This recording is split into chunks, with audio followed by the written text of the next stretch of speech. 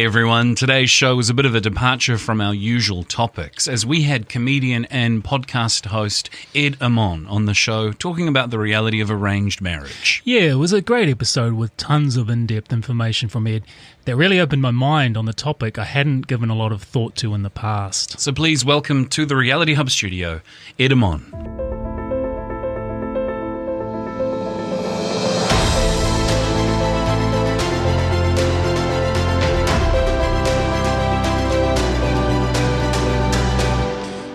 Ed Amon, you're in the Reality Hub studio. Welcome. Yeah, thanks for inviting me. I'm quite excited to be here. It's great. Yeah, no, it's good to have you here. I'm buzzing to talk about some serious stuff. Right, well... Yeah, because I usually don't really talk serious. I only think serious and read serious, but talk hardly serious at all. Talk hardly serious at all because, my works don't really involve... Well, my actual work does involve serious stuff, but my entertainment thing doesn't involve anything serious. No. To introduce you to Reality Hub listeners, Ed Amon is the host of the Baboon Yodel Podcast. Woohoo! You've emerged on the comedy scene pretty quickly over the last year and a half, haven't you? Well, yeah, only last year and a half. I've been doing it for 2.5, 3 years. The first year, I was completely poop. I was not really good. I was. It was. Can you swear in this one? Yeah, it's marked as explicit. Explicit. You got the Apple E in there. Podcasts. Well, you guys don't. I've heard a couple of episodes. You guys don't really swear that much. No, but I mark it as explicit just in case Rob comes out with a perler, and then I have to go. Oh fuck, that's a good one. Yeah. I've heard Steve swear quite a few times actually. Yeah, and I think I have a few times as well. Yeah, but it's not it's more of it's not an emotional. You fucking asshole! It's not that. No, one, it's not. No. It's just a conversational fuck and shit. So mine is serious. The lightly peppered through conversation if required. So the way I'm saying it for my comedy for the first year, I'm saying it with emotion. I was actually pretty shit. So then but I kept working on it, and then it's getting better now. It's a tough gig though, isn't it? Because it's something that you have to really keep pushing yourself and believing in what you want to present. And there's always going to be criticism. There's always going to be this initial period of, oh, am I good enough? Am I funny? Am I? And that's because you're putting yourself out there in front of people. Yeah. So the hardest part is that the people that you're starting with, they start going forward and forward and forward, and then there's a competition kind of situation that happens in New Zealand, that there is a raw comedy quest that happens every year for new comedians, right? So in that I went the first time and I went to the heats. I didn't qualify at the semifinal at all. Second year I did it again. I didn't qualify for the semifinals at all again. Usually the second year somebody, if you're good enough, you're getting better. I thought I was getting better, but I didn't do it. And then at that time I questioned that, is this, something that I should be continuing to do? But then I said, it doesn't really matter. Is this something that I enjoy? It's not going to be making me millions of dollars. And this is something that I enjoy. And that's why I came into this. So I just kept doing it. And what that does is that a lot of people who don't qualify, they drop out. A lot of them, they stop doing it. And a lot of people who do qualify, after they've reached that, they've achieved something, they stop doing it and do something else. Because as you grow more, it becomes harder and harder and harder because the expectations becomes more and more and more and more. So I just held a knife to my neck and I said, I'm just gonna kept doing. I'll keep doing it. Is that an expression or was that literal? Yeah. It's kind of literal. And then it was a $2 store knife, so it wouldn't work. Good. So good. Then so I went and did each and every open mic, and I bombed. Bomb in comedy terms is that you just are crap on stage. And that's soul destroying, isn't it? It was soul destroying tough. for a while, but then I started hitting up. It's just started hitting, and now in the past year and a half, it's being well. I've done one show with some of my colleagues in the festival. I performed at a couple of big shows at the festival, which were line-up shows, and then I've got another show next year in the New Zealand Comedy Festival with one more comedian. The first year I had 2 more comedians this time. So I've graduated a little bit more. So I would have to do half an hour on stage. That's amazing. You know, because our show, I want to just cover this off because Rob and I have been working on this for a while, and it finally came to fruition 7 weeks ago, or 7 or 8, and we finally got on air, and you were genuinely an inspiration for me, because I would listen to Baboon Yodel and go, wow, someone I know is actually doing this. Because if when you want to do something like a podcast, and it's a journey like anything, it can seem, when the people you admire are Joe Rogan or you know, all manner of international people, and you think, I don't know if I can do that. Yeah. And then you see someone you know doing it, it makes it like, okay, this is possible. And I remember ringing you a couple of times and going, how do I get the RSS feed to work? Yeah. And what's the requirement for artwork? And you were really helpful as best as you could be. Yeah. I mean, I could only help as much as I could, because I wasn't initially an expert. I just looked at YouTube videos and listened to different podcasts, and then that's why whenever you ask me a question, I'll say, I'll share a video with you and you can check it out. Yeah. So and those things were quite helpful. Actually, that video that I shared is now old. There's new stuff that is coming up. But in any case, thanks for your compliment. It's I thought of it that, in the past when podcasts were not there, there's radio and TV, and then there's a lot of gatekeepers, and there's a lot of to get yourself on air. It's hard you got to prove it to a few suits, and you got to prove it to a certain people, and then it's hard to get out there.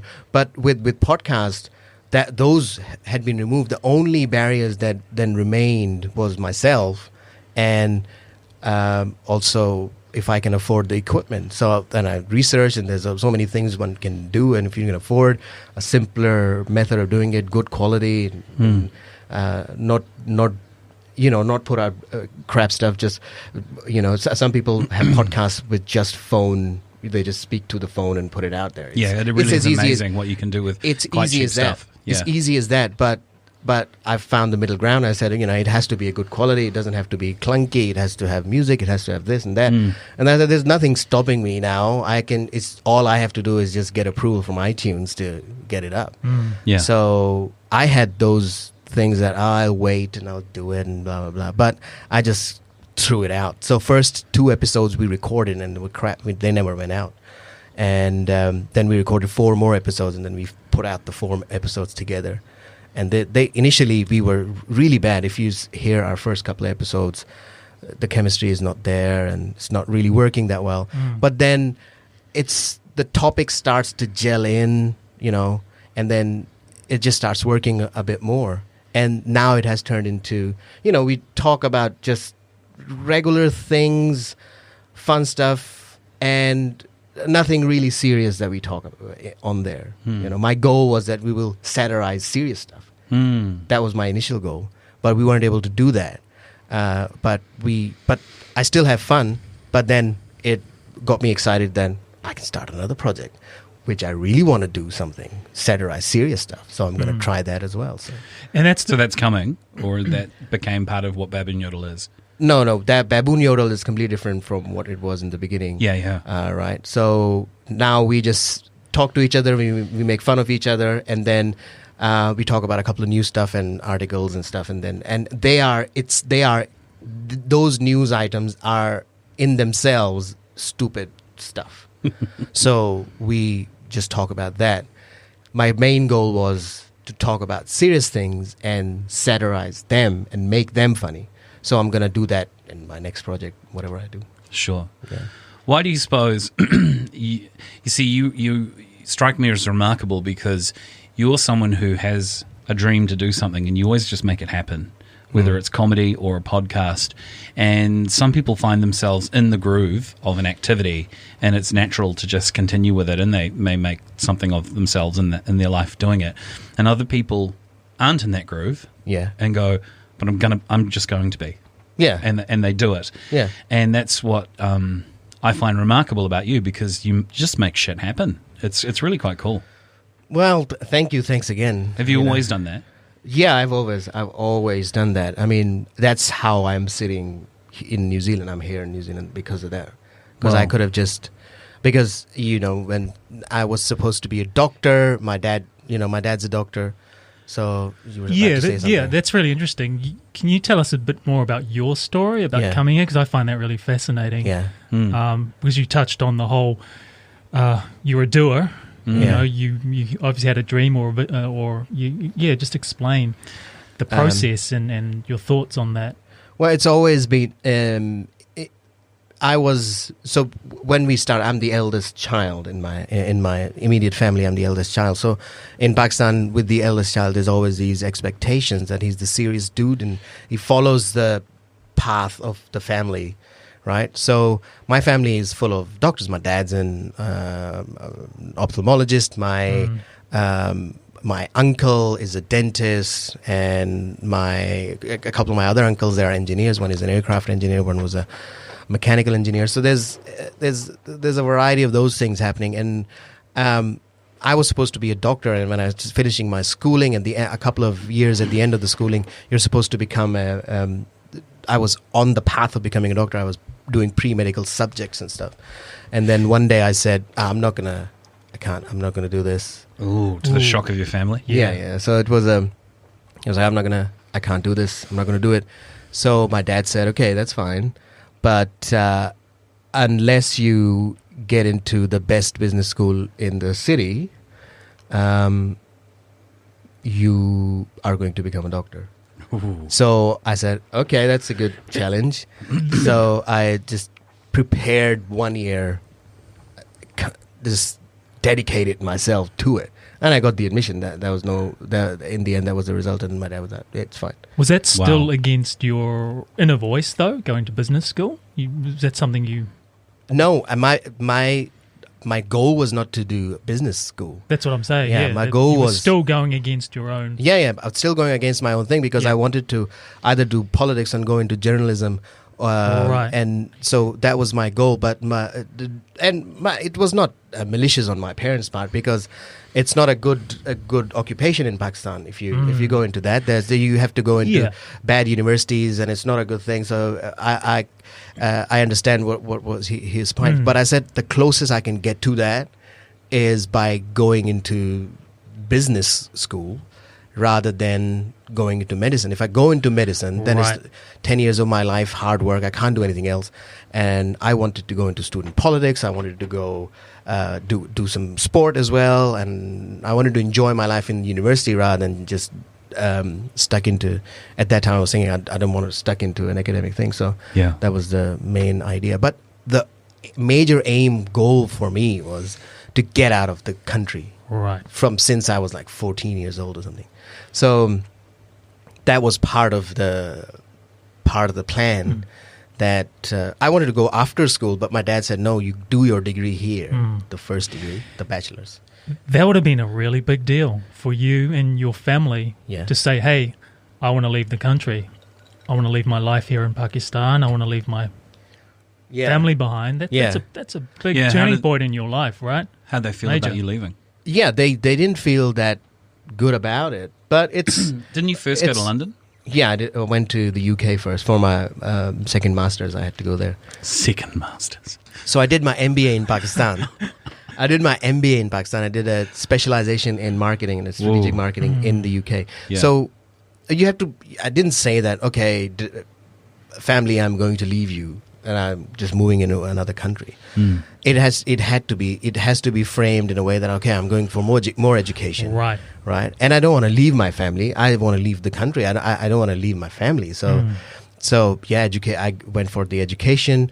In the UK, I didn't feel like it's my country. So I still I lived there for 3 years and came back to Pakistan, worked there again. But I always wanted to go to New Zealand. So then I worked out a way to come to New Zealand. So what's the attraction here? Well, it's not as a kid, it's not something deep, In 1992, the Cricket World Cup was happening in New Zealand and Australia, right? But just before the World Cup started, I got into an accident. I broke my leg and stuff, so I was bedridden for about a month. The exact same month the World Cup was happening. Right, so I was in bed just watching all TV. These games, all these games, and they were Australia and New Zealand. Yeah. Then they were, it's a one-day game, so they always show everything around the ground. Right. And most of the grounds in New Zealand, besides the Eden Park, actually Eden Park is in a good location, but the Wellington one is not. But most of the grounds in New Zealand are located in a very nice area. So as soon as you go up, and you see, the Basin Reserve and the Nelson one and the Queenstown and the Dunedin ones, and you see that this is such a beautiful place. Wow. And then from then on, I was like, I gotta go there. So that really Australia, I didn't. So you that one. Shout out to our Australian listeners. Sorry, Australia.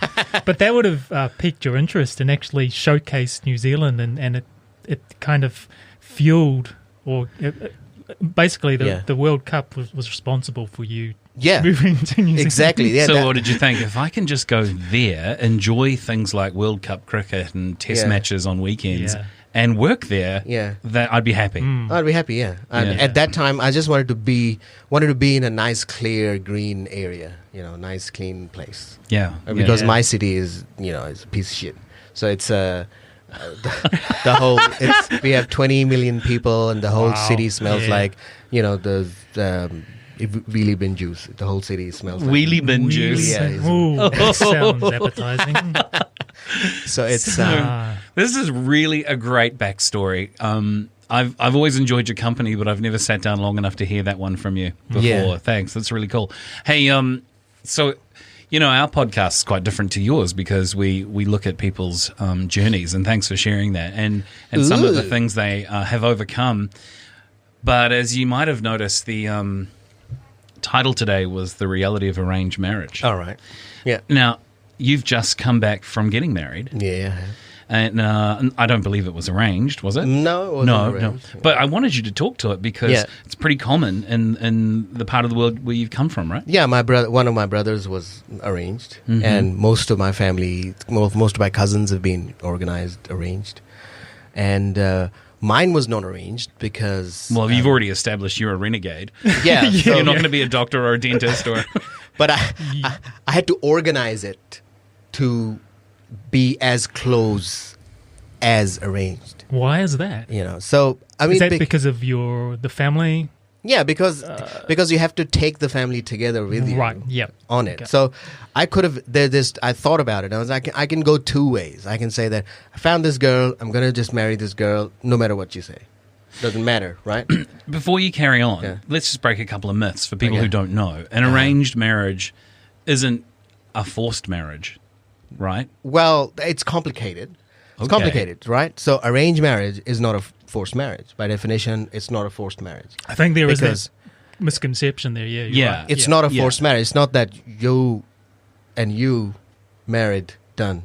It's not forced. If you don't want to do it, most of the times your parents will be okay not doing it. But forced marriage happens as well.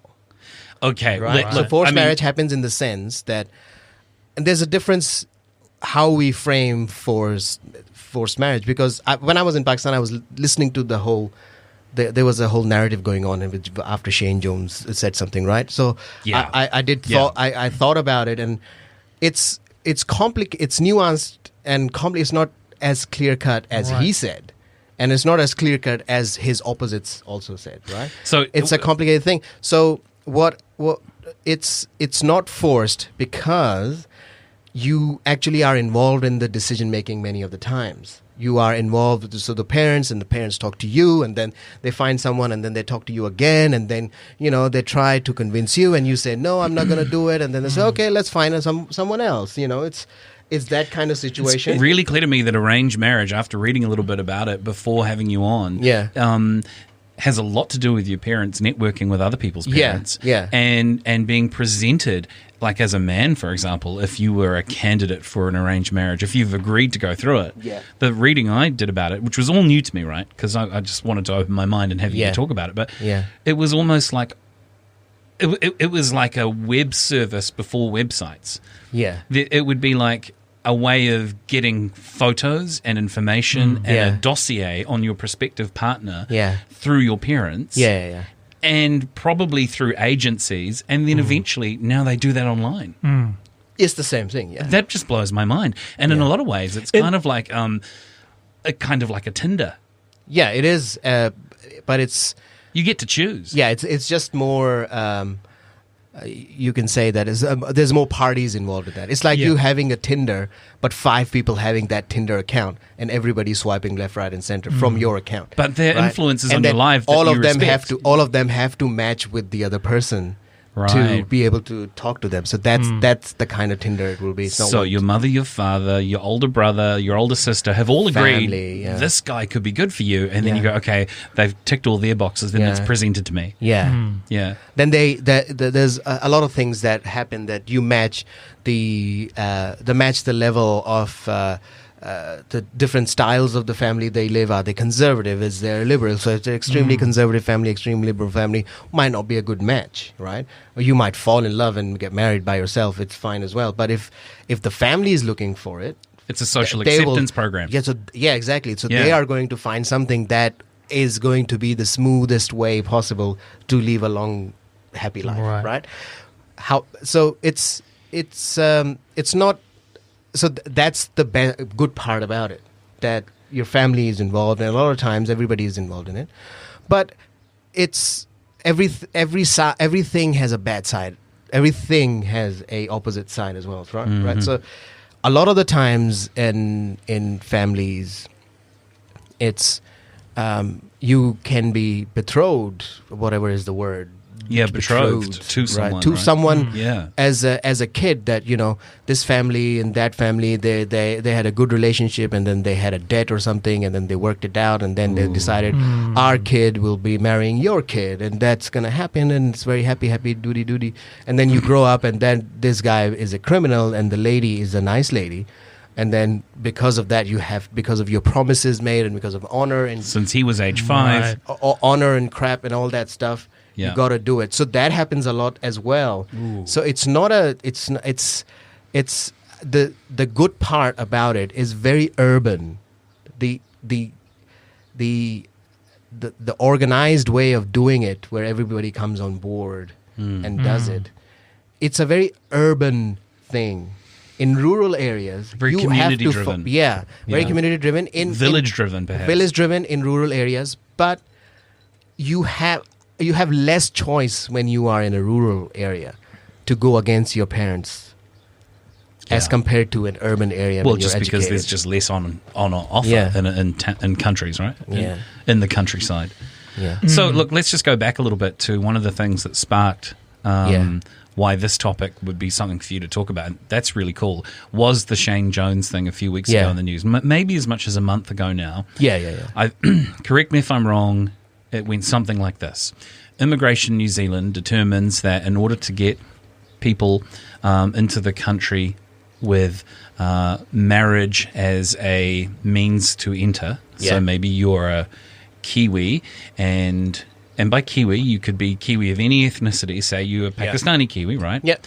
And you would normally have the ability to have a wife come through on a marriage visa of some description. I'm murdering this. This is I'm really butchering it, but because of arranged marriages in a cultural setting where you would have that whole system at play, where parents are negotiating with other parents and families have known each other for years, and they've put the top 10 people in front of you, and they've said, my son, I want you to look at her and her and her and her. Yeah. And you eventually pick one, and you talk to the girl, and you text each other, and then one day you fly home, meet her 15 days before marriage, get married, and come back and go, great, we're married. And the immigration department in New Zealand changed their rules and said, whoa, you haven't had proof of a relationship. And that was the existing standard in New Zealand for anyone else. No, that wasn't it? Or how am I close? How off am I there? So previously what it was, that, and it's back to that now.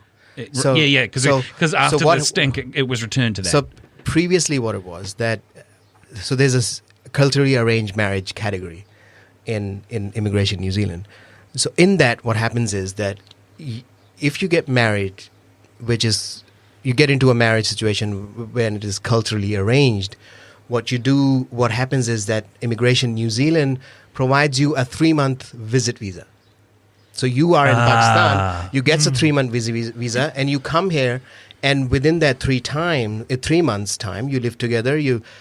And then once you're here for that 3 months, then you get a 12-month work visa. So in that 12-month work visa, you have to prove all the categories of partnership visa that is needed. That you have to have a joint account, live together, and all that stuff that is needed, right? So you come here, and it has to be marriage, right? You come here through marriage, and if the marriage is not successful in the first 3 months, you haven't shown that it's not a marriage thing, you won't get a 12-month thing. And in the 12-month as well, if you don't show that you haven't, so then you have to go back. You have to be deported. Couple examples to show would be to show that it was successful. A couple of examples might be. Yeah, so that it would be you live in the same house, you have joint tenancy, you have a joint account, you have pictures together, you have you have social media accounts showing it. So it's like that, right? Now that all establishes the relationship. Yeah, that establishes the relationship, and then it becomes like a regular partnership. So a regular partnership one has a similar kind of requirements. On this time frame you've just described, the 3 months, then the 12 months. Yeah. At which point has the marriage occurred or will be occurring? So marriage occurs within the first 3 months, or before that, if you get married. Oh, so my scenario of you've talked online and then you've gone back home and met them 15 days before marriage, and you now return to the country with them. Yeah. And that worked out, eh? That was going fine for years and years like that. Yeah, or you get married, or you bring them over and get married within the 3 months in New Zealand.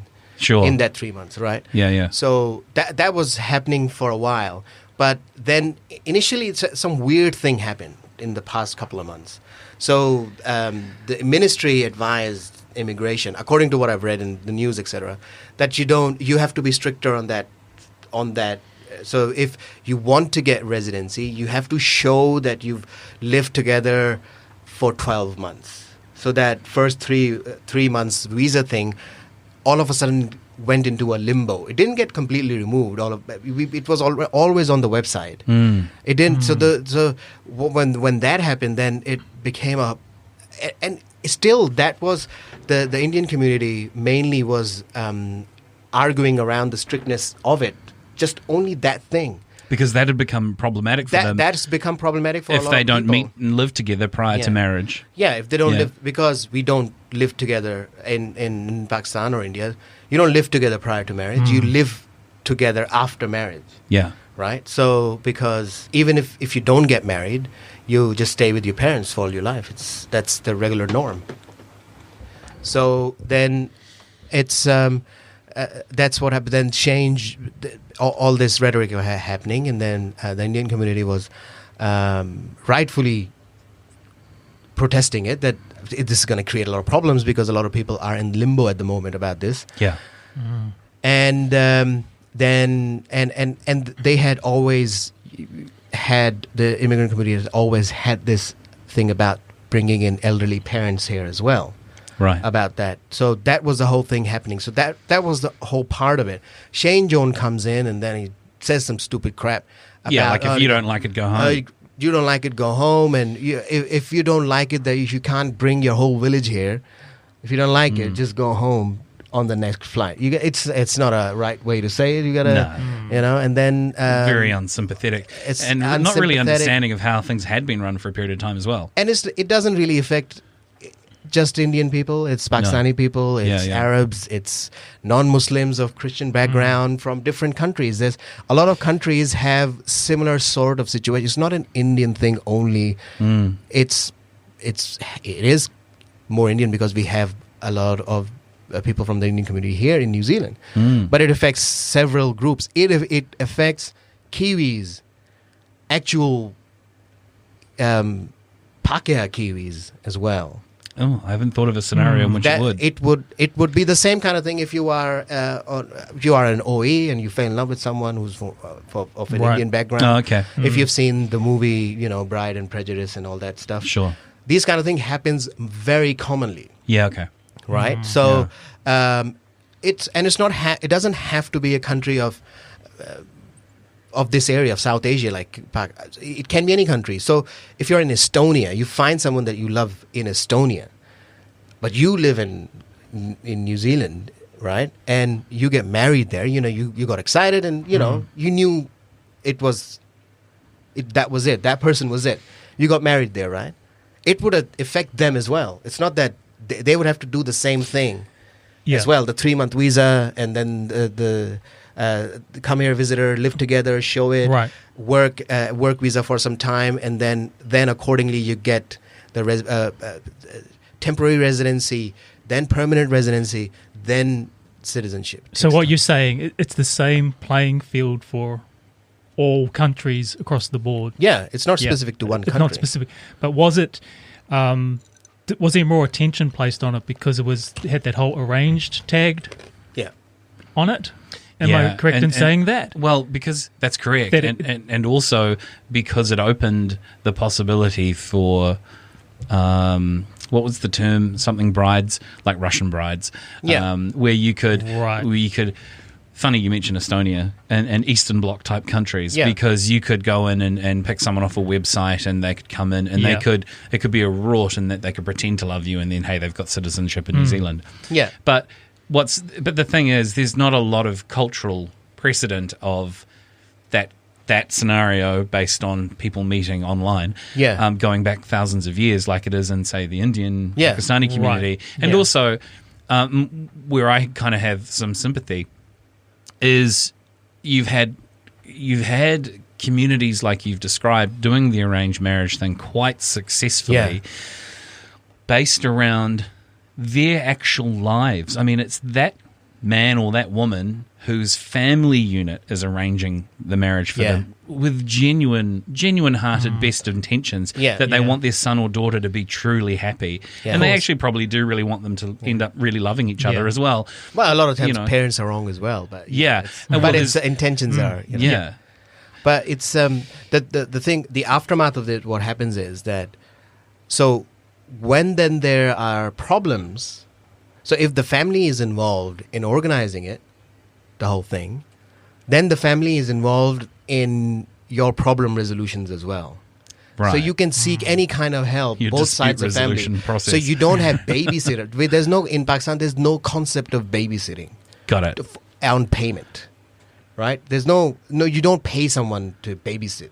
Right. Right. You have a family. You have either your aunt or someone will take care of the baby. Right. Yeah. So there's no concept of that, and it's because that everybody is just involved in the thing. So you would see here a lot of the times, a lot of Pakistani people. I'm from the Pakistani community, so a few people I know. So as soon as my friend got married, and then they got pregnant, the mother just travels from Pakistan and then stays with them for the time, and then give birth and whatever happens, and then other family members come in and join, and so it's if you're coming back to the Shane Jones immigration thing, it's not the way he portrayed it, that it's a doom and gloom situation. If we do, you accept this or you leave. You don't. I mean, if most of the people who do it are Kiwis, so you can't say that if you accept it or leave. They're Kiwis; they're not going anywhere. You can't tell Kiwis to leave, right?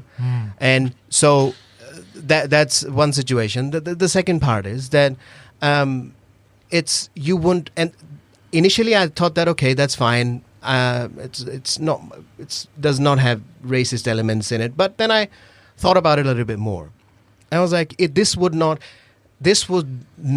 be a thing that he would say about if somebody was, if the Ukrainian community was protesting or the English community was protesting. The biggest number of immigrants that come here, the highest number of permanent residents that come to New Zealand, 1-2, Australia and the UK. Right. China, India comes in later. Australia, UK are the biggest one. One tidbit is not related to this. When this whole hoo-ha happened about international accidents, people coming in and causing accidents, tourists causing accidents, right? Right? Top number of accidents caused, highest number of tourist accident caused are Australian numbers.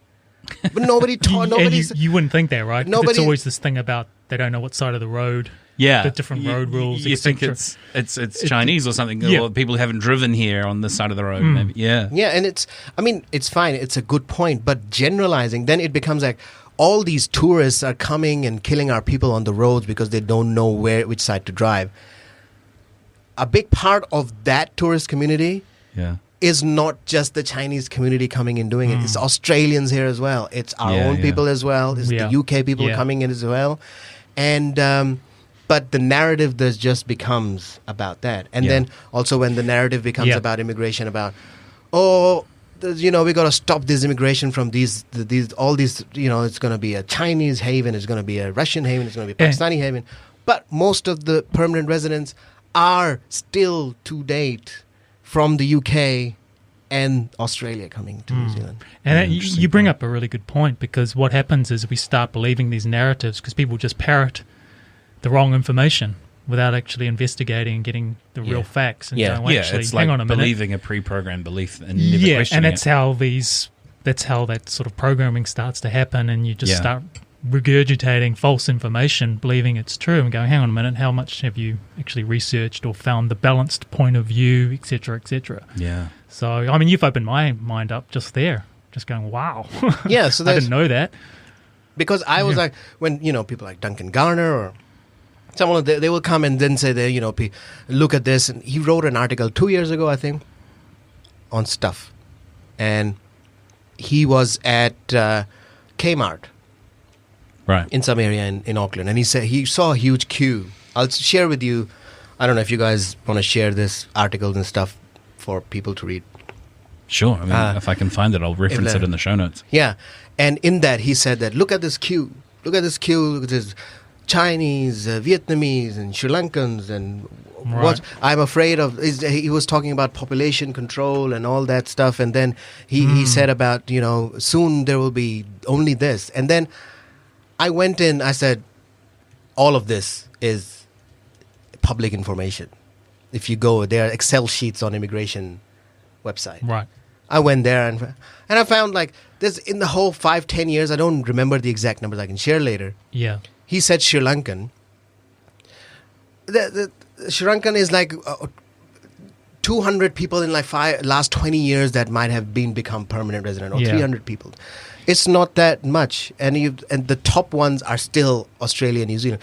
Obviously, Indian, Chinese are in the top 10 because people are immigrating here, but it's kind of a blind spot. That top two people. Let me get this straight. So this article, the Kmart queue, was he trying to sort of describe or give an overview of the ethnicities that are in New Zealand based on a queue at Kmart? Yeah. Like the percentage of different ethnic groups that are in New Zealand. Yeah, he was trying just a blanket. Yeah, I found it. And it was that blows my mind. That just is this it? Yeah, that's the one. I went to Kmart on Wednesday to buy some underpants and socks. Routine stuff, job done for another year. That was my aim. And besides the new purchases, were absolutely critical. I had held on to the old undies and socks for too long. Anyway, he goes on to say, you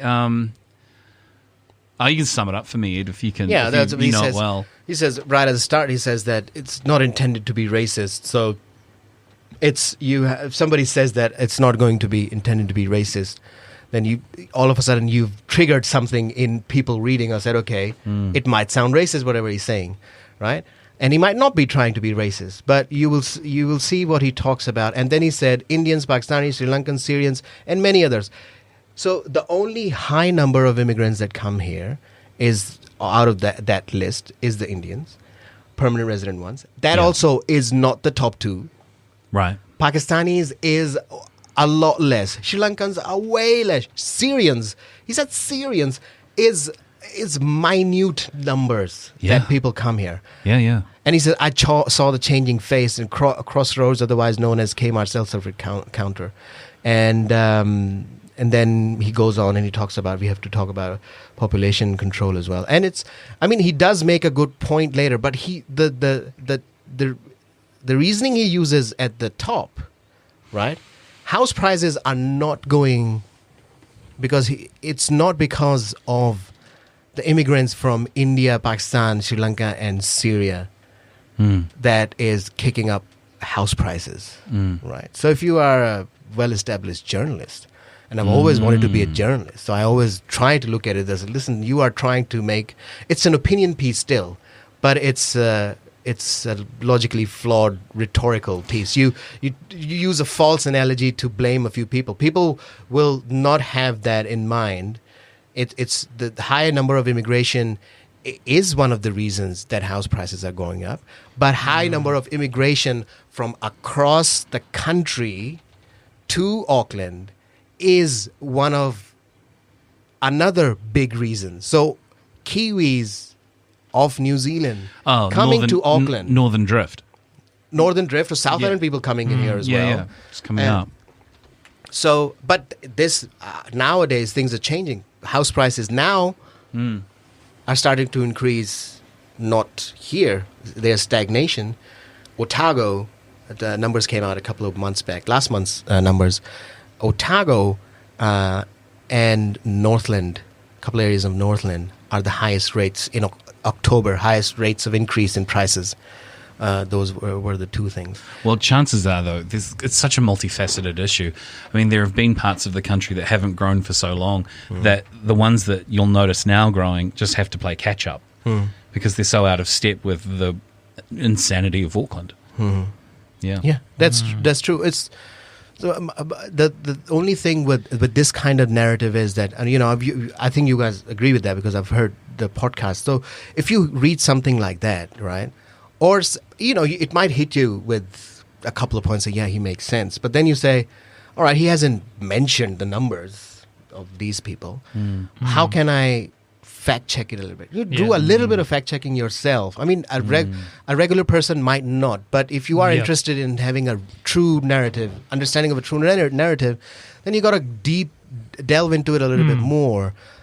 Stuff doesn't do it that well. RNZ, Radio New Zealand ones are quite good ones sometimes when they Radio New Zealand is pretty good. But the thing with that is Radio New Zealand is a state broadcaster, so they're not really worried about like for instance the private ones are actually quite worried about a lot of clickbait things, and they gotta get the clicks and the numbers and the personality building and blah blah blah. RNZ has government funding. They just put out the stuff that is just coming out, right? So it's for me, because I'm an immigrant as well. So I look whenever somebody says something, I say, let me just look into it a little bit.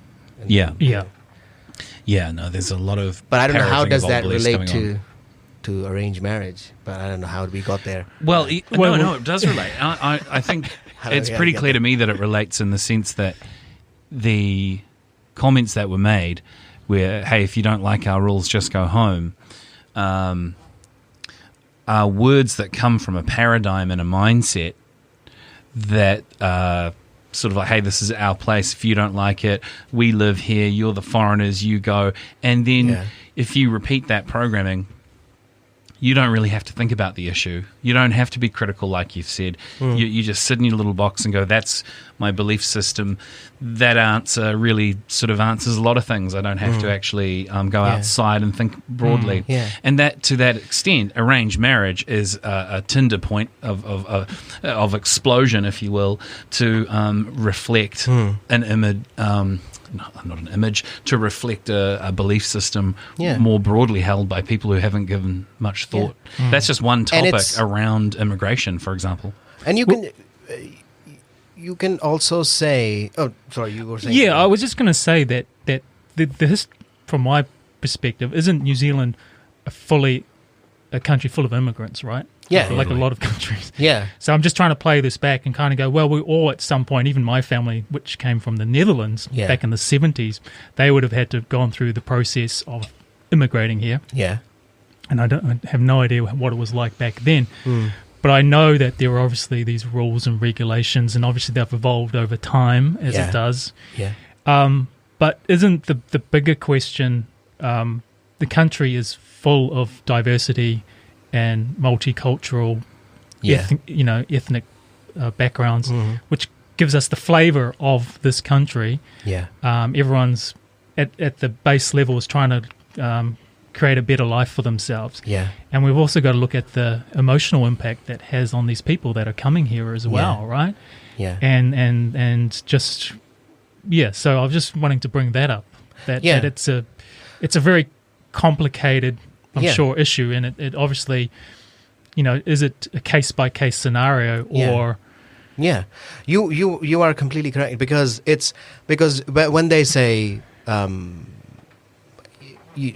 when the narrative happens, somebody talks about it, it becomes like a boxing of, so you box these people with an immigrant identity. It's like a reverse identity politics. It's a reverse type of. Yeah. It's not seen as a bad thing in some ways. It's like not. You're an immigrant. It's like because it's only an American thing, which in the past, in the 70s and 80s and before that, being an immigrant was like a pride thing. Oh, I came from Italy. I came this and I made my life here. Yeah, sure. But now the narrative has reversed, right?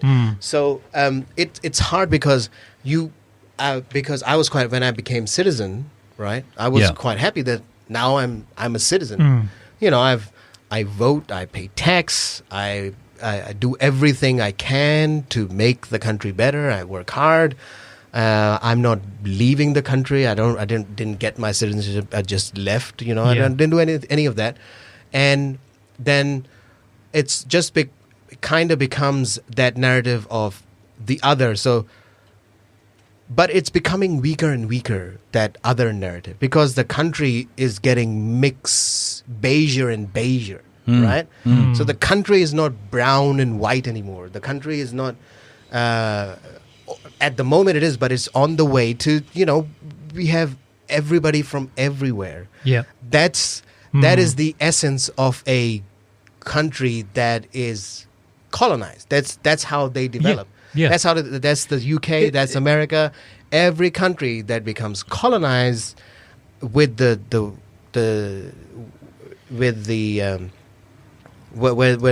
they were indigenous, and then you come in and then you colonize the thing, and then things happen. Shit happens. Real bad shit happens in the beginning. Then there are some treaties. Yeah. Sometimes there are no treaties, and then the society starts to build up. But the basis of your essence of the country is immigration, because you came as an immigrant, somebody else came as an immigrant. Different situation in India, different situation in Pakistan, because or different situation in Jordan. They were colonized, but they were colonized with, like, they were already millions of people there. They're already. So it's a different situation of colonization, of staying there. So if the UK had stayed there, it would have been a different kind of society. If the UK, so here people came and stayed. Sure. It came at that time, and so. Well, New Zealand's a really interesting example of that story, because we have that story, right, that you're talking about, that's happening around the world. We're a fractal of the planetary story. We're a small country having the same stuff happening. I think it's interesting, too, that some people that I've spoken to who have gone through the processes that you've gone through to be a citizen are actually really staunchly protective of New Zealand themselves, in the sense that I've heard people in my travels that I've spoken to who are of many different colours, if you like, and they've expressed to me their intention to keep New Zealand a happy place with where they say it's okay to have rules. It's okay to have some rate of rejection and to keep people away, and to keep having this be the country that is a good country. That's not a white person's issue, as much as it's just every Kiwi's best interest to invite to our patch the people that we want here.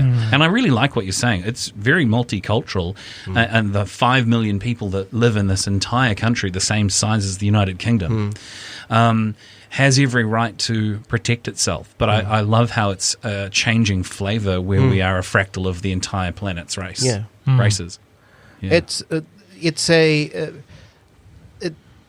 a good point, but I also think that as a human being, it's not your fault where you were born. I understand the other point is as well. If somebody is living in such poverty or something and they want to, and people say that, they are coming here only for economic reasons. Well, you have the right to try and go to make life better for you.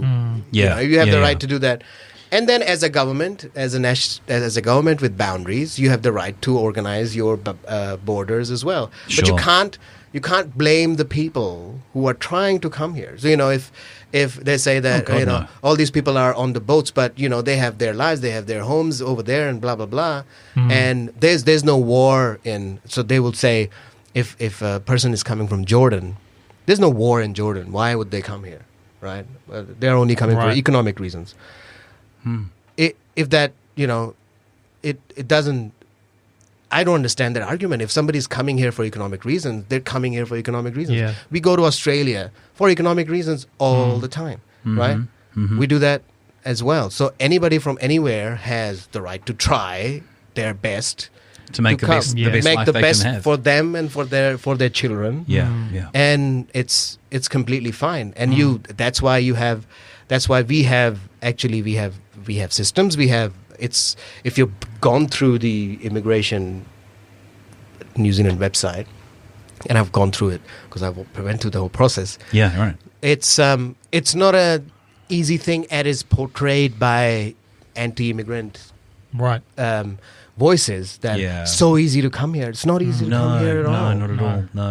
I've been in New Zealand for 10 years. I don't know any government website that's easy to deal with on any process. I've been in New Zealand for 10 years and I became citizen, 9 years.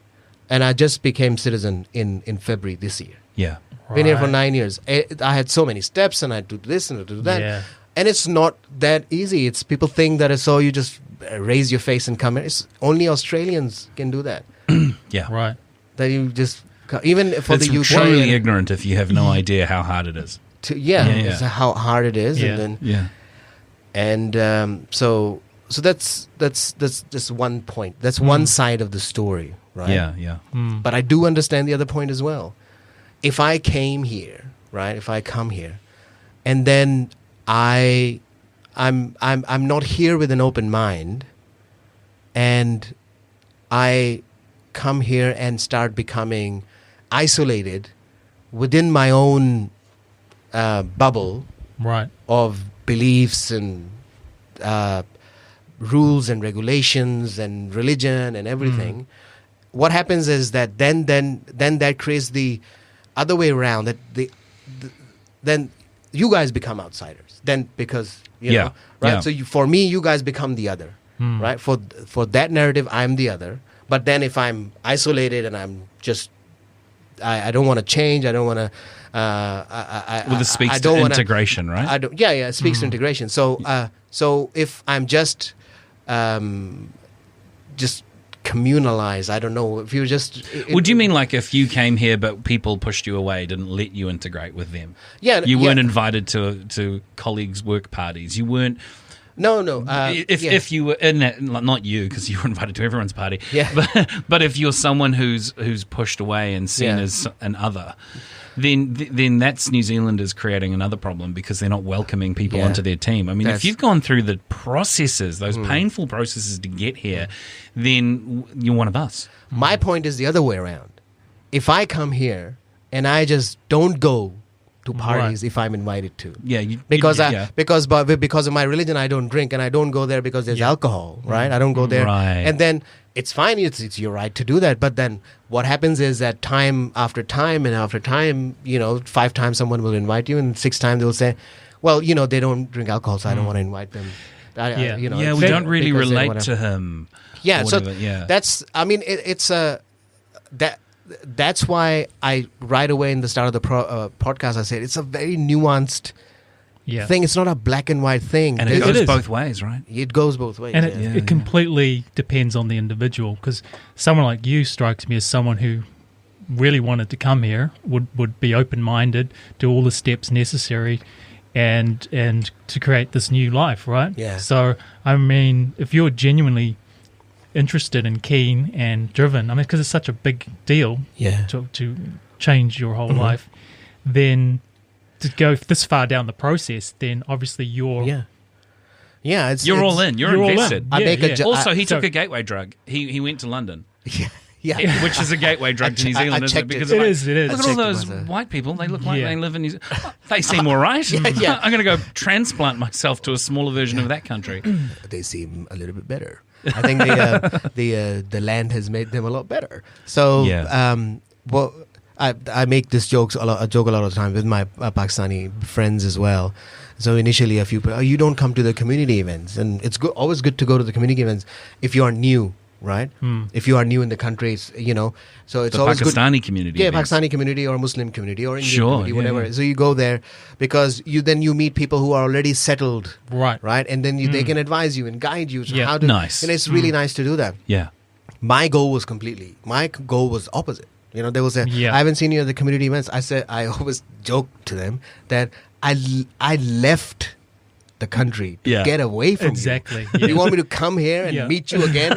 So it's the same when Kiwis travel abroad to the UK. Yeah. And then they base themselves in London, obviously, and then but they just go to the pubs where the Australians or the Kiwis go. Well, the Kiwi pubs, the Kiwi pubs, to have a taste of home, but they're not actually integrated. Having a taste of home is awesome. It is, but you must embrace where you've chosen to put yourself. Exactly, right? because there's a reason why you went there, and you want to explore and open yourself up to it. And it's like I wouldn't meet with you for lunch forever when I was living in Pakistan, and we never met for lunch in Pakistan. Now you want to meet for lunch here? Yeah.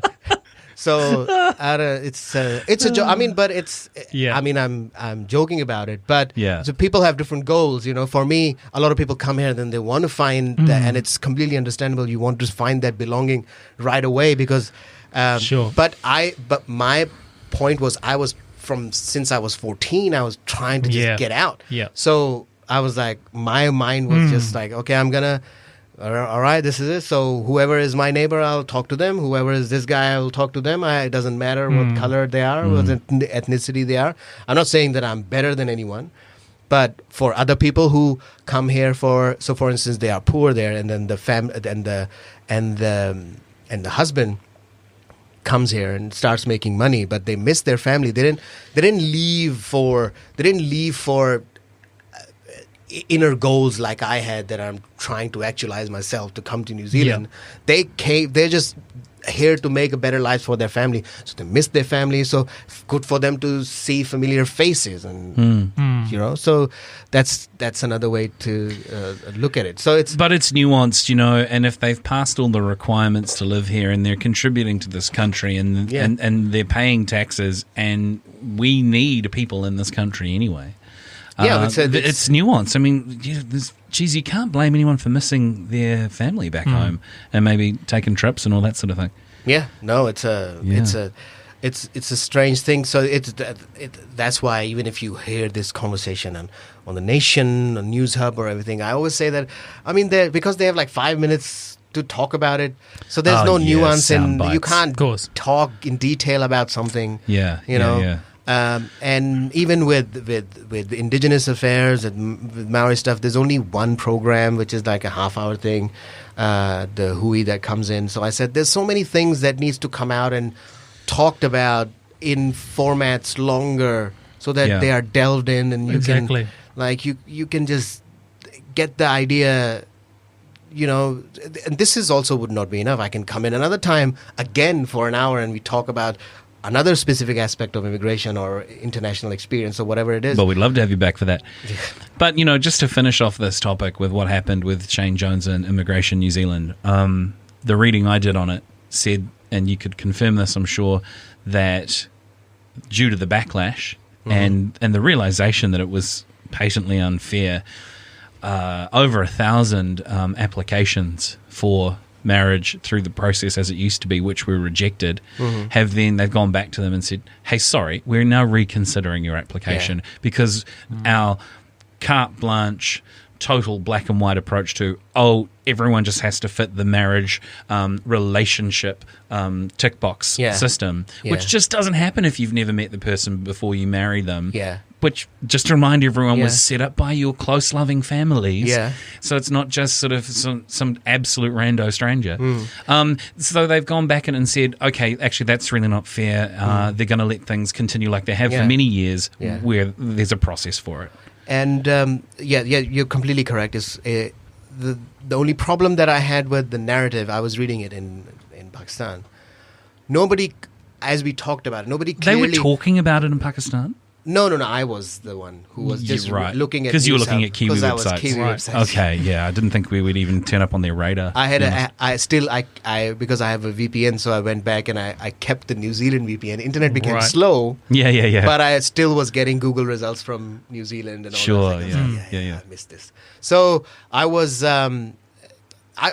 nobody clearly said what was the rule before, what changed in the middle, and what's back to normal again, right? Nobody said it that previously it was the 3-month thing and the 12-month thing. Now they said no 3-month thing. You have to prove it like any other partnership.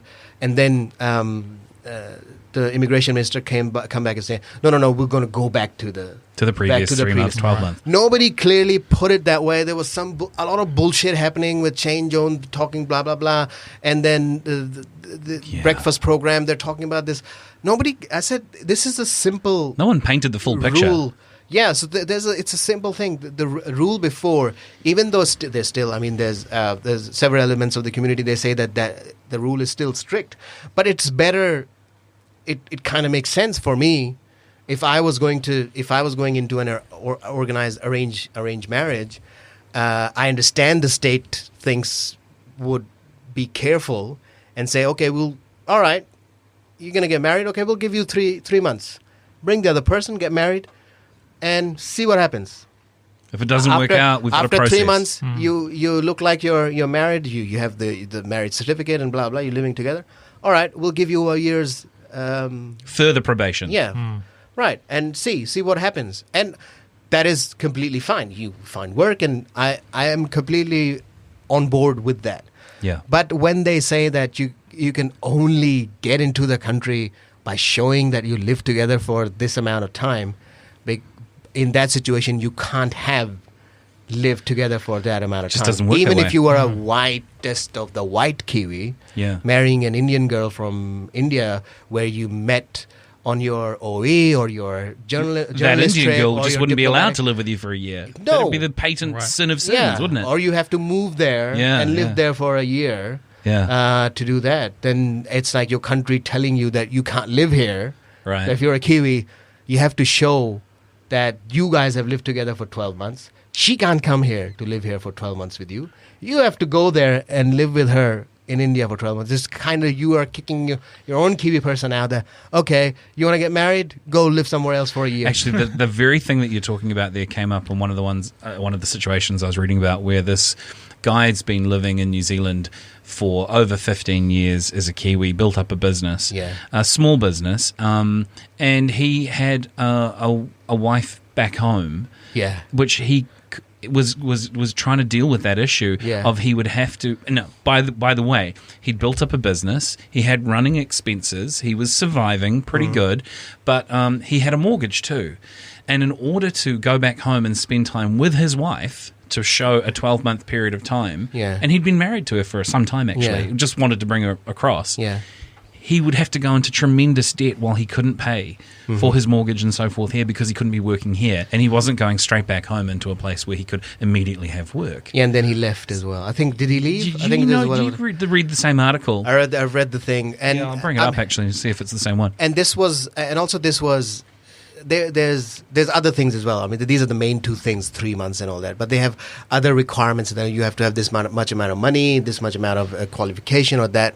So that also sometimes stops people from coming as well. But I thought that was just a whole storm in a teacup kind of situation. That like Shane Jones was just doing a populist thing. He shouldn't have done that. Made that comment. He could have said the same thing in proper terms, and it might not have created that much backlash. And he kind of put the axe on his own leg, because if he would have he wouldn't said anything, then that rule might have stayed, and the community and the government would have just been negotiating for a long time and then come back to it. But because of the racist comments, he lost his position anyway. He was a stupid guy to do it anyway. I guess to put a positive spin on it, it did put it out into the public arena, and so it created well, if you're listening to this, you're getting a balanced view. I hope so. I hope so. Yeah, and it promotes dialogue and discussion and et cetera, so I can't find the one that I was reading about the guy and his little small business. He seemed like a really nice man who essentially was a New Zealand citizen, and I always think of any New Zealand citizen as one of us, so to think that poor bastard, that Kiwi, has to go somewhere else to live in another country just to prove something that's his loving wife. Oh, that's right. And he said some things that I was so sad. He said, my wife in her community has people making rumours that I don't love her, or that I've moved on over here in New Zealand, and it's not true. Second wife. Because I'm doing a dirty because I'm actually having difficulty with this government bringing her across, and they go, oh, he doesn't love you anymore. Poor lady. You know? That happens as well. That's a very common thing, and so it's the problem is that it's not all hunky dory. As well. Arranged marriage is not like, it's a bed of roses and it's fantastic. There's several stories that you will read that they got arranged marriage because it's the thing to do. It didn't work out. You have to leave the marriage and then you have to do something else. It's the same kind of thing that happens with the love marriage as well. Of course. You're so in love, you get married, 2 months later, you leave each other. Right? So it's not a thing which is a complete 100% foolproof. It's not foolproof. It's not a foolproof situation. It's because if you look at it, it's combination of two humans which are completely different for living together for the rest of their lives. I always say marriage is legalization of sex. But it's just okay, we can now we can have sex. So it's that's what I think, and I think that it's not a mathematical thing that it isn't. That's a plus and that's a minus. And then arranged marriage is wrong. I'm not a big fan of arranged marriage for myself, right? But I understand a lot of families that go through it. A lot of women would like it. A lot of men that would want it. But I also see that a lot of it's kind of tilted towards, if you go outside of the urban environment to the rural area, which is 80% of Pakistan or 70% of Pakistan, it's tilted completely against the woman. Right, so are there guys who are just having multiple relationships on the side because the arranged thing is just sort of a representation of a business relationship that was put together? Well, they view it from that perspective. Well, they do that. They do that a little. But my point is that when the combination is happening, the guy is going to the girl's place to choose the girl. I couldn't fathom it myself, because when my mother said that, okay, we'll find you someone, they said that, okay, we'll go to different. They were sending me pictures of girls. I didn't want to go to their house and look at them and just go back and be like a American Idol judge and say, yeah, it's a go. I only scored her a 6. So I couldn't do. So in my mind, it was completely skewed outside of favor of women. But a lot of women in Pakistan or here as well, they would want it. They might want it. That is the way to do it. But I was very uncomfortable in doing that. So I said, okay, I'll find someone myself, and then we'll get to. So that's when I found my partner, who's my wife now. So then I said, okay, let's work it backwards as an arranged marriage. Right. So when my parents came, smart. When my parents came, I got them. I took them to Dunedin to meet her parents, Right. They talked and they liked the families. And then a couple of days later, we had dinner there, and then my mother then gave a ring to her. So I worked it to make it like an arranged marriage. To satisfy the needs of your parents' involvement. Yeah, so it's their... Because when they have an arranged marriage, they want to be involved, right? In my culture, that's one of your goals as a parent. Set their lives up. Because if you're... And it makes sense, because if you're getting married to someone, it's not just a small thing. You are supposed to be married to them for their whole life. So as a parent, it becomes a heavy burden of responsibility that you will set them up as financially. So you have educated them, helped them get a job and blah, blah, blah. But emotionally with life, you get them a mate that will be with them, and it will be a proper union with all the families just matching together, all the jigsaw just perfectly fitting. They try their best to do that. It doesn't work a lot of times, but it works a lot of times as well. So I had to work backwards. So there's when the Shane Jones thing happened, there was a lot of articles started coming up that, breaking the myths and all that. There was a spin-off article as well about it. Yeah. That was a very urban view of arranged marriage. Urban meaning what? Urban, educated, city. Sure. City focus. City focus. And as you said, 80% of Pakistan is rural. Right, 80-70% is rural. That counts out. It is correct. They will say most women now choose their own. It is not true, because most women might choose it in Karachi, or Lahore in my city, which I'm contesting that. That is, I don't think that is true. But let's take that point. Okay. That is because it's in the city, people are educated. Yeah. But when it's not in the city, you're in a tribal situation in areas of rural nature. All your life is organized around land and farming and different parts of the villages joining forces and blah, blah, blah. Then women, they do feel the brunt of it. I can't really. I'll be lying to say that it's all fine and things are changing. All right. Can you just explain that? Why do they feel the brunt of it? In what way?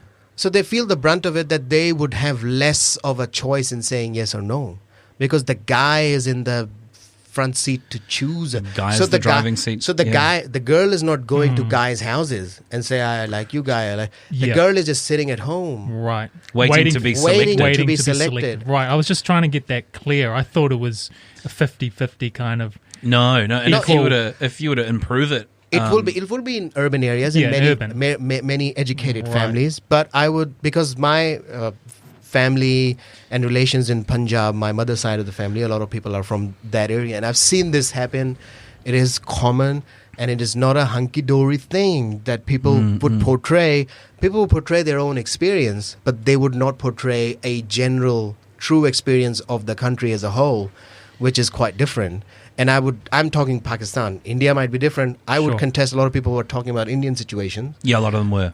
Yeah. But India is also a very rural country as well. Yeah. So I am sure that happens as well. It's not a 100% fantastic situation with arranged marriage. And you will see there's so many stories around honor killings and when people fall in love with some other dude and then they run away, they get married and it hurts the honor of the family. So the girl gets killed and the guy sometimes as well. And it's a very complicated, deep situation. And Shane Jones, when he made that flippant comment, which was simply, if you don't like it, go home. Go home. That was stupid.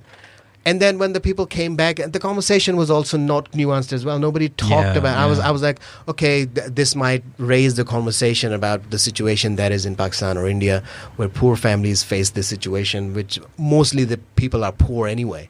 So, but then all the articles were, no, it's fine, it's great, and it's not great. It's great for several people. It's not great for some as well. Okay, so I've got a question for you. It sounds like the countryside is a little bit Wild West in a sense that they're a little bit behind where things are happening in the urban areas where things are arranged in the country versus the city. Would Could the urban areas lead the way on evolving arranged marriage so that it was fairer to women? Yeah, they can.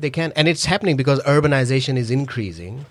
And so what happens is that people who are from urban areas, the sons of landlords and stuff, they sometimes go abroad and get some education and come back. Yeah. A few of them are changing as well in that situation. So I was interested that you specifically said the sons of landlords. Yeah. Is that Sons like of landlord. a class? Yeah, there's a huge feudal system in Pakistan. It's Wow. feudal. Yeah. We have a big feudal system. Yeah. So, sons of landlords. It sounds like from 1325, but it sounds like a TV soap opera series. Sons of Anarchy. Sons of Landlords. Sons of Landlords. Yeah. So it can be led, but I mean that's a completely whole conversation around the culture and the role of women in the culture and how the culture is developing towards equality, a point, I suppose. Towards equality or a different point as time goes by. That's a whole new thing. You will see articles if you delve into Pakistani literature. It comes in. There's conversations are happening at the moment, right, around it. So how arranged marriage can happen, and how it can improve, and how is it changing, and how is it improving for several people. But still, in all rural areas, there's still a big problem. Yeah, and the you can say the weight is the brunt of the sadness is kind of more tilted towards the woman because they don't really get too much choice in the matter. And I mean, couldn't imagine how tough that would be. I also look at it as, when we say forced marriage, you kind of imagine someone like, we put Rob in a room, lock it in, and then bring someone in and like, Rob, you got to marry this person. That's the kind of image that when we say the words forced. Yeah, there's a gun at your head or a knife. Yeah, but then you can be, that happens as well. That very much happens. If it happened to Rob, though, he'd kung fu his way out. Pretty sure he would. There would be... There'd be blood on the floor. There would be some serious things going on. He will put some cosmic logic in front of them, and they'll just, okay, we'll open the door. That's what we'd call that he would reality hub. But it does depend, what sort of woman they, put in front of me. So it could work out well for you. It could work out very well. Yeah, it might be, okay. All right. I'm all for this. Yeah.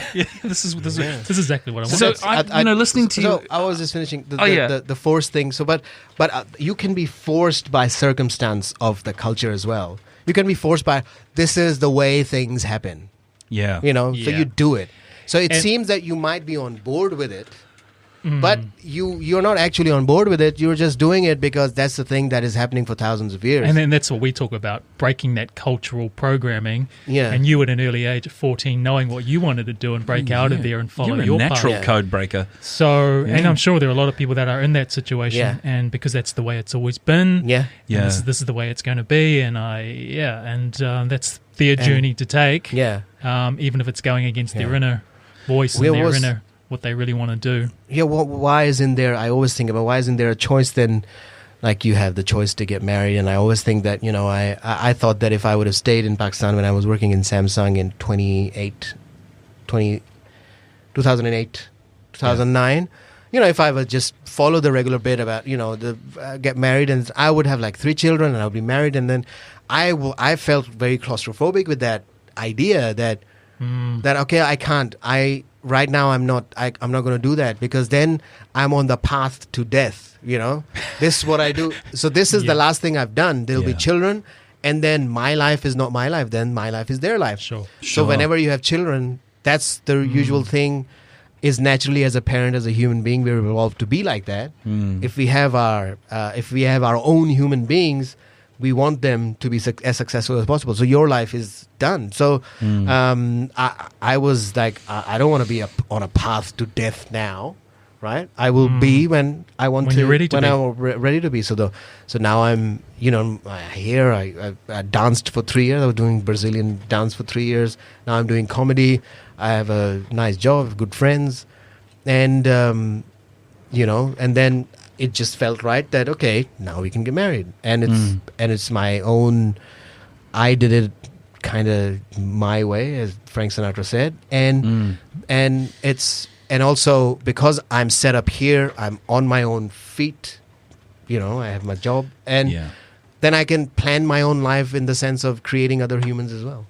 It sounds like through that whole process, you were creating your life on purpose and on design. Yeah. And in so doing, you empower yourself, and here you are. It's amazing. It's I love that. Well, you've really gone against some cultural norms. A bit of a renegade for some people from the regions you're from. And how do you feel about that? Do you go, no, Steve, I haven't gone against cultural norms. You know, people are free to do what I've done. I'm no different to anyone else. No, I've gone against several norms. I have also, so my mentality has developed differently as well. So right at the start as well, 14, 15, I started, questioning the meaning of, why am I supposed to love my country? Why am I supposed to love my country? Right? So I was like... I love it. Now we're getting into the good shit. So there's it's a huge nationalistic country. Pakistan is created... Yeah. It was created on the basis of a religion thing. So it's a very... Patriotic. And it's a nationalistic sentiment. So you gotta... If you're born there, you gotta love the country. Yeah. So I started saying... I love my family. I love the music because I grew up with it, so it's in my bones, right? But why do I have to, if this land that I'm growing up in, if all of a sudden it became Tajikistan, they invaded and then, right? And it's the same situation. I still be loving the same piece of area or people. It doesn't mean, why am I loving this piece under this border map zone, right? So when I go back home as well, when I visit, it's always a weird relationship. I'm happy about the food. I'm happy with meeting with the family and the different cultural things that I've grown up with. But then there's like another thing that, after a couple of days, it's like reason starts popping up that why did I leave? There's things, and then there's religion, and then the whole thing starts popping in your head. And I said, okay, now it's okay. Yeah, now I realize. Because a lot of people feel the nostalgia, but I always question the nostalgia. And then you realize that, okay, nostalgia is because your memory only remembers good things. Once you start spending more time and the agitation starts coming back, the bad things start start coming up. And then you're like, okay, no, I love the country. But I love the country in the sense that it houses my family, right? Why am I, if I was born in there, it is compulsory for me to love that and not love any other place. So if I come here, if I feel more in love here, why do I have to feel bad about loving New Zealand more than That's it. Feeling bad about it is old programming. That's right. And you have to wrestle with that and go, why am I feeling bad? I shouldn't feel bad. I got to stop feeling. You got to practice that, eh? Yeah, and then a lot of people would just get defensive within their heads that the feelings that I'm having are just not patriotic. So I gotta watch another movie or do this or maybe go visit Pakistan for a bit. So that's about identity and what you choose to associate as who you are. Yeah, and once you get, for me, from the beginning is that you just let go of your identity. It's like a Play-Doh outside of you. It's not in you.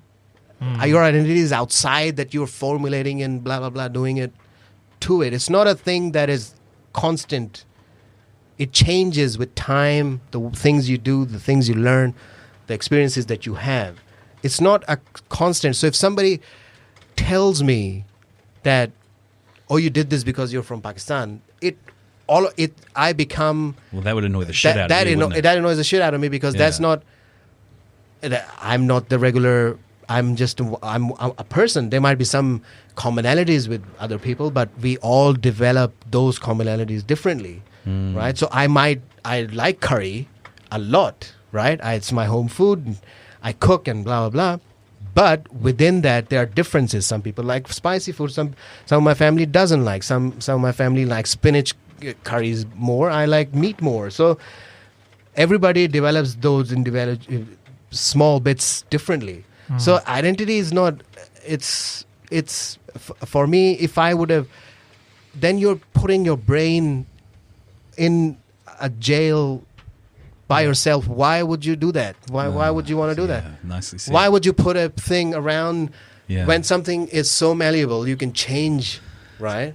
And you will just by force put it in a cage. Why would you do that? So you've been back in New Zealand how many days now?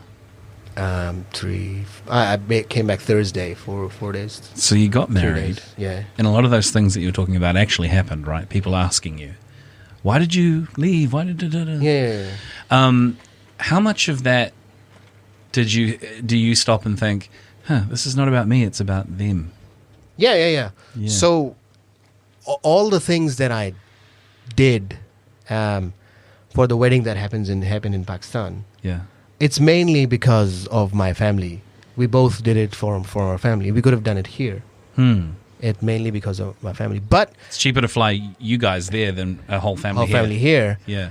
And plus, but it's not a bad thing for me to do something for them like this. Yeah. I was like, I'll do this. It's fine. It's great. I mean, they fed me. They've grown me up. I love them. My family is great. So, they could have thrown me away. It's fine. So it's great. It's fine. I'll do this. I mean, they're not asking me to do something drastic. Yeah. I've kind of got my way around with my parents, and then my parents have been helpful and understanding. They are strict, and my brothers are strict, but I've worked through it, and they worked through it with me, and I was happy to do it. I mean, they. So I didn't. I mean, a few people said, "Why are you doing that when you don't want to do it?" Yeah, I don't want to do it, but at the same time, I want to do it. Plus, you had done the elaborate ruse of convincing them that they had set you up. The web of lies that you had created so that they believed they created your marriage for you. I mean, you played it beautifully. Yeah, and it was great. I went home. Everybody was happy. It's... that's nice. We had to play the role, but it made me happy as well. And I mean, sometimes you get agitated with family anyway, but it's a common thing across all cultures. It's not different. So... You are correct that I was doing it for them, but it's not a bad thing. It fulfilled me immensely in the end as well. I'm pretty sure your secret is safe with us though, because we have no listeners in Pakistan. Yeah, well, not yet. That's why I mean, it's an emerging market. That's for why us. I've been that open. Oh, mate, it's been so good having you on the show. Is there anything else you want to say? We normally wrap up at around this time. We can go on forever, though, if you want, if there's more to talk. Well, I mean, I can come back again. Wow, definitely. But it's a good package for the the reality of arranged marriage for that topic. Yeah, we can, and then we can talk about something else another time. Yeah, cool. But the only thing I would say that it's with this topic, it's not as black and white on both sides. Sure. With arranged marriage, as well as in love marriages, as well as in common law unions, as well as in any same-sex marriages or anything. Nothing is black and white, and absolutely. Because humans are complex, so we can't bifurcate each other into categories and then expect that this is wholly correct and this is wholly wrong. It doesn't work that way. So if that kind of topic comes in, people say, if somebody says that it is completely fine, arranged marriage is completely good, but so you have to think of it. Yeah, it's great. It's a cultural thing. But with any cultural thing, there are bad sides of it. And just... Well, it's a cultural tradition that has highs and lows. Well, but it's a general lesson for everything. Just you always have to see the nuance in everything. Yeah. Nothing can be... nothing is... as a matter of politics or science or philosophy, nothing is black and white unless it's numerically done or something. Even mathematics is philosophical. So There's no... That's deep. That's deep. Even mathematics is philosophical. So, yeah. Because maths is developed through deep roots of philosophy. So right. It's not a... Yeah, so the huge mathematicians are philosophers as well. So that's why I always say that when you read like a 500-page thing, you read it and you think about it, but you don't take it on face value. You just say, okay, that's one person's point of view. Let's develop my own. If I'm interested in this and I want to develop a point of view in it, let's check out some data. Let's talk to some people, and let's keep. You don't have to have an opinion right away about something. Yep. Somebody tells you, "Oh, what did you think about Shane Jones and thing?" You can just say, "Yeah, on the face of it, it's shitty comments." But let me just look into it a little bit more. Or what do you think about arranged marriage? I don't know, because if somebody asks you, what do you think about arranged marriage? A lot of people nowadays will just straight away take this as a cue of opinion. A pre-programmed response. Or they will create an opinion right there. But it's completely fine to say... Did you notice what Rob said, though? He said, well, I guess it depends on how well arranged it was. You're so open-minded, Rob. Yeah. Well, she might be really lovely. Exactly. That's why it's... you can... It's fine to say... Well, it seems that way, but let me just let me have a look into it, and then I can develop my opinion. You can't have a whole opinion. And that's people just do PhDs to formulate opinions. Exactly, and that's just a basic common sense approach to anything in life, right? Yeah. So but still, if you're finding it hard to get married, right? It's a great way to do it. Yeah. Tell your parents; they will be happy to do it. Even here, I'm sure parents would love to find you a partner. Yeah. If you're finding it hard. There are infinite paths to finding love. Yeah. And everyone's on enlightenment. And everyone's on their own journey and path. And Or prostitution is legal in Pakistan, not Pakistan, in New Zealand. So you got that as well. You sure do. Yes. Taking a poke at all angles here. I love that. We need to do a whole episode about the reality of prostitution. Yeah. Are you speaking from experience? No, I'm speaking... Well, then we can't actually talk about it, can we? Because you need to have some life experience like that. I've done quite a bit of acting. It feels like prostitution. Yeah. But no, it's the conversation has been here because it's like we're going into prostitution now. But in Pakistan, it's a completely taboo. Right now? It's let's do it. I think I missed Okay, we're going. Here we go.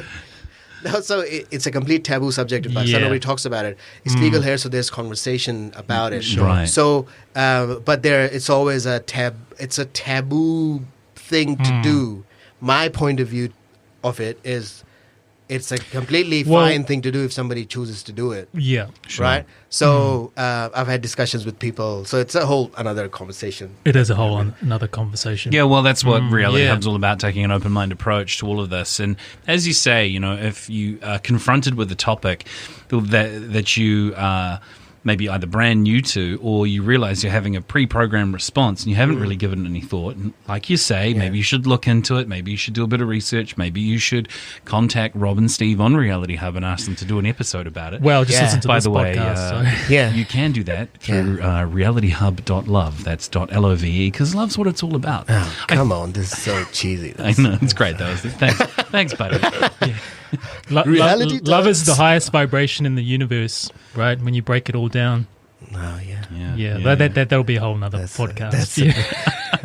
That's another podcast. I need to bring my Sufi people here. It's just that love has been given to these different labels and been misconstrued and distorted on so many levels, right? So love is in the air. Well, on that note, thanks for coming and thanks for spending this time with us. By the way, listen to my podcast if you like to listen to bullshit. It's a lot of crap bullshit. It's a waste of time. Some of my favorite bullshit to listen to. If you're driving and you want to listen to some crap bullshit that we talk about, listen to Baboon Yodel. Go to baboonyodel.com and all the platforms, and it's there. Check it out. All right, listeners, head across, check it out. Till next week. Bye. See you.